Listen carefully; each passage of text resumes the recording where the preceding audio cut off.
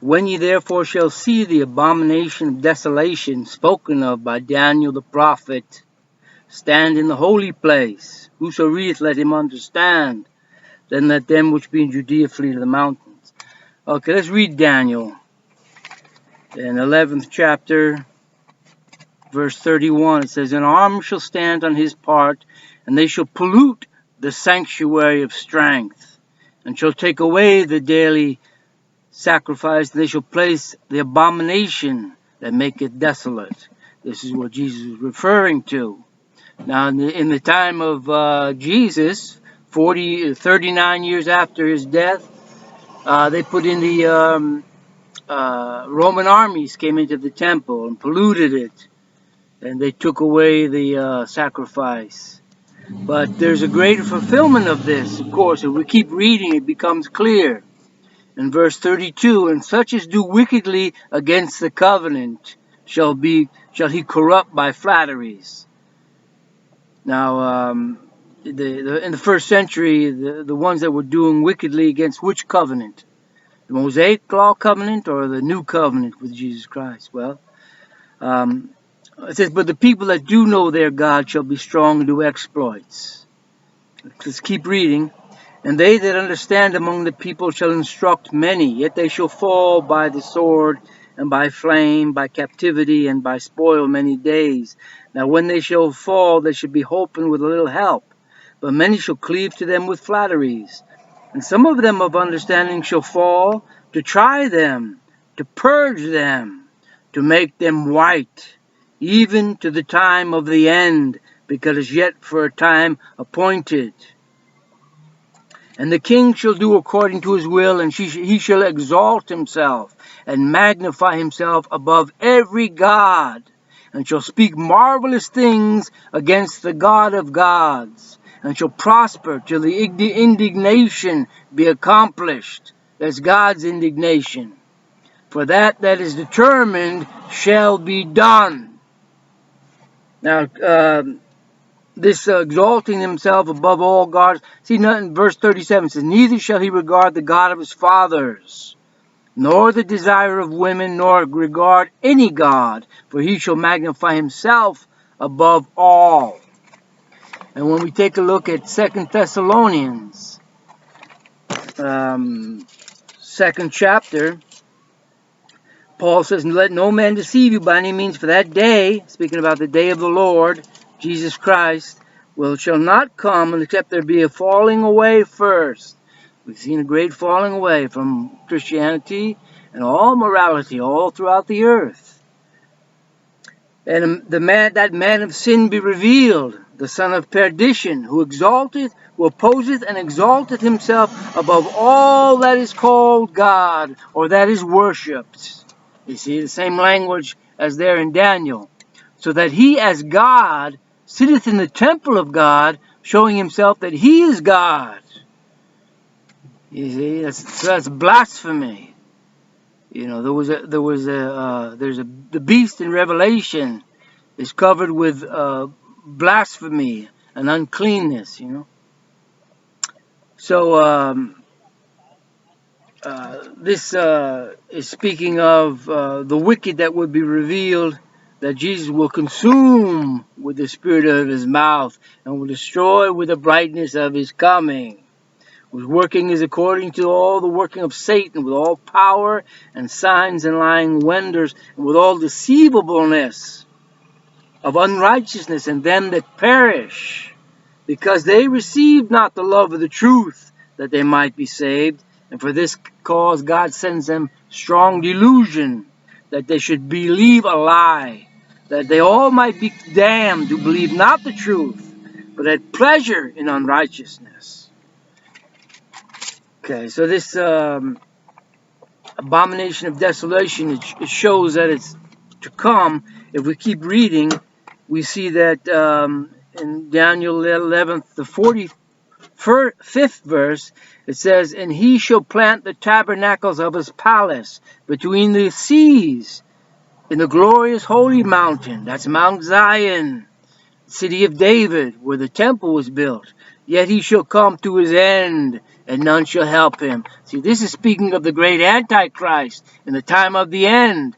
It had a fulfillment in the first century with the Romans, but there's a much greater fulfillment.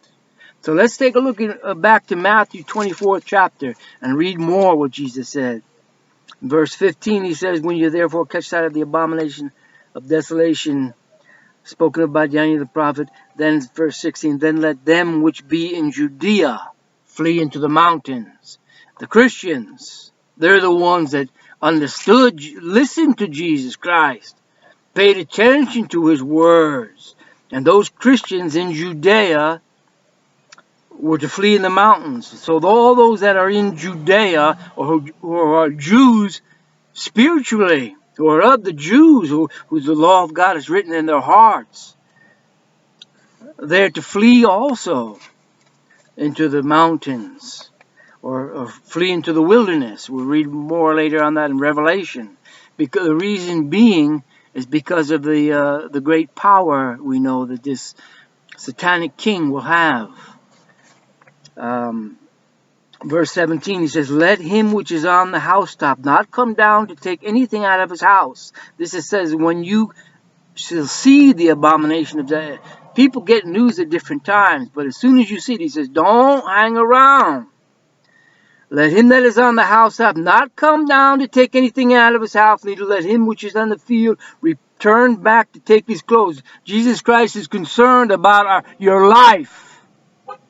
He does not want you to be taken by the Antichrist, tortured, put into some horrible prison, tried to force to re-educate or to take the mark of the beast. He tells you to flee. Just like in the first century, in the times of the Romans, Jesus Christ did not want his followers in that city to slowly starve to death, where mothers were eating their own children. That wasn't a place for Christians. So likewise, pay heed to what Jesus said, because many will deceive you, saying you don't have to worry about that. Neither let him which is in the field return to take his clothes. Woe unto them that are with child, and to them that give suck in those days. Pray that your flight not be in the winter, neither on the Sabbath day. For then shall be great tribulation, such as was not since the beginning of the world to this time, no, nor ever shall be. This is speaking of what is yet to come in our day. This great tribulation, we haven't seen that. It says, and except those days should be shortened, there should be no flesh be saved, but for the elect's sake, those days shall be shortened. The great time of trouble, that it would kill all people off if it was allowed to go on. You know, so you don't want to stay around in the wrong places, you know. And he says then there will be false Christ, false prophets, and they will tell you that he's in the desert. Don't go out there. If he's in the inner rooms, inner chambers, believe it not. Verse 27, for as lightning cometh out of the east and shineth even unto the west, so shall also the coming of the Son of Man be. And then, you know, where are they supposed to go? It says, for wherever the carcass is, there will the eagles be gathered together. Now, what does that mean? Well, Jesus was given a parable here. He didn't want everybody to know what he meant.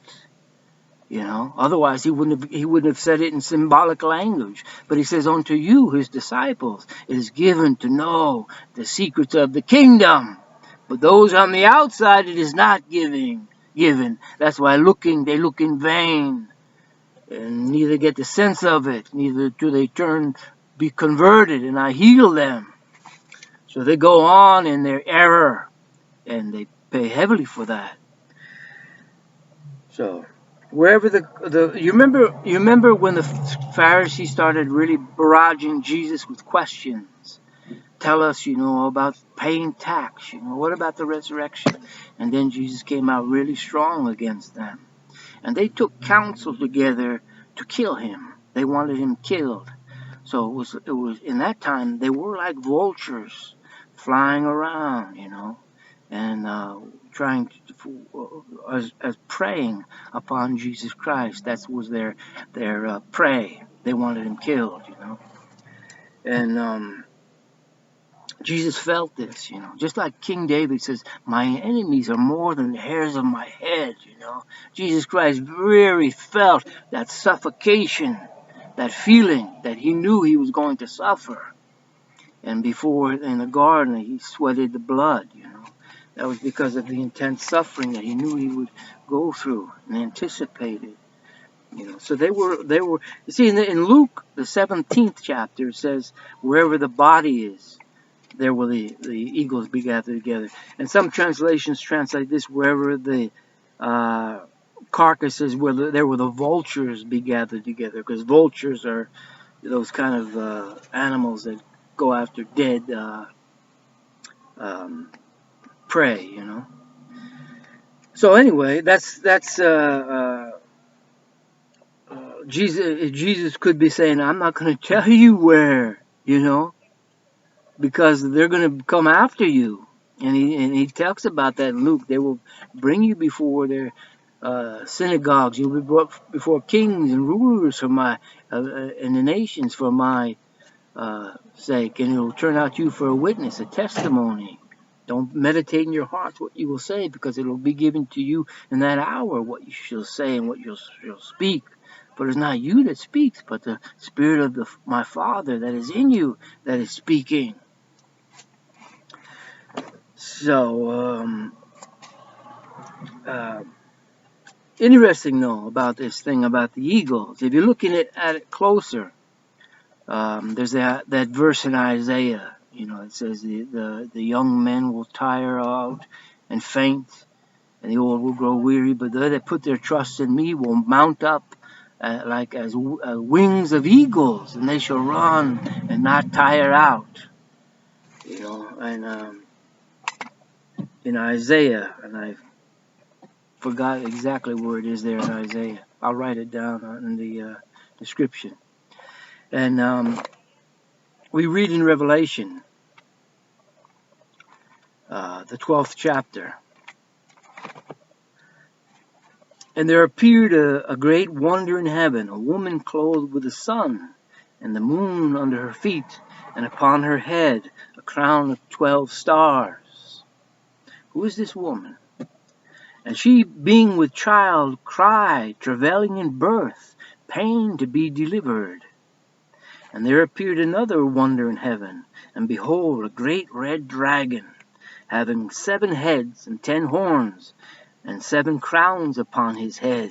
And his tail drew the 3rd part of the stars of heaven, and did cast them to the earth. And the dragon stood before the woman, which was ready to be delivered, to devour her child as soon as it was born. Now, who is this red dragon? Verse 9, it says, and that great dragon was cast out. Who is he? That old serpent called Devil and Satan, which deceives the whole world. He was cast out into the earth, and his angels were cast out with him. That's why it says that the dragon dragged the 3rd of the stars of heaven to the earth with him. See, they were all cast out of heaven. Let's go back to the first part of this. A woman clothed with the sun and the moon under her feet, and on her head a crown of 12 stars. Now, who's this woman? Well, we go back to the Genesis and the first mention of this symbolic woman. But let me stop it right now and start it again, so I don't have to cut off.